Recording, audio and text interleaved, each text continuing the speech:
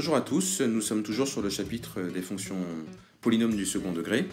Et là aujourd'hui on va voir comment déterminer le minimum ou le maximum d'une fonction et aussi trouver les coordonnées du sommet d'une parabole.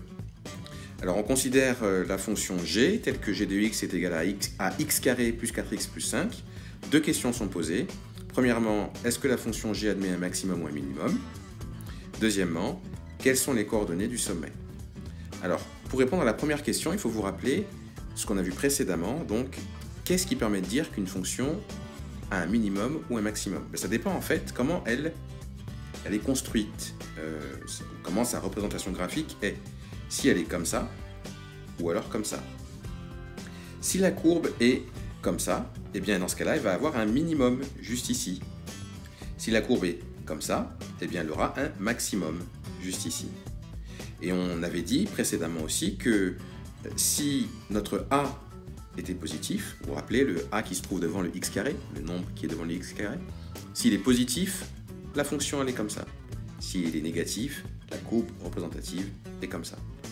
Là ici, a est égal à 1, b est égal à 4 et c est égal à 5.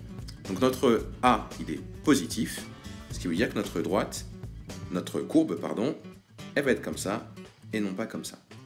Donc on sait qu'elle va admettre un minimum et pas un maximum. Donc là on a répondu à la première question. Répondons maintenant à la deuxième question, c'est-à-dire comment déterminer les coordonnées du sommet de cette parabole. Alors il faut en fait trouver alpha et bêta, le alpha et bêta qu'on a vu dans une vidéo précédente. Alors, il faut vous rappeler pour ça d'une formule qui sera toujours la même, c'est le alpha qui est égal à moins b sur 2a. Donc là, moins b on sait que c'est 4, on l'a vu ici. A, on sait que c'est 1. Tout ça, c'est lié à ce qu'on a vu ici. Donc moins b sur 2a, c'est moins 4 sur 2 fois 1. Et moins 4 sur 2 fois 1, ça fait moins 2. Je sais donc que le alpha, ou l'abscisse de mon sommet, ça va être moins 2. Donc mon sommet, ici, il a pour abscisse moins 2. Maintenant, quelle est l'ordonnée du sommet?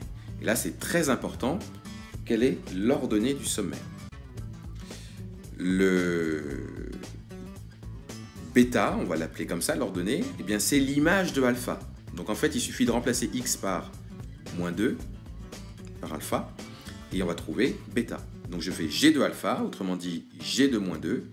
Ça me fait moins 2 au carré plus 4 fois moins 2 plus 5, ce qui me fait 4 moins 8 plus 5, donc ça fait moins 4 plus 5, et ça fait 1. Donc je sais que l'ordonnée de mon sommet, c'est 1. Eh bien 1, et écoutez bien, c'est très important, 1 correspond au minimum de la fonction.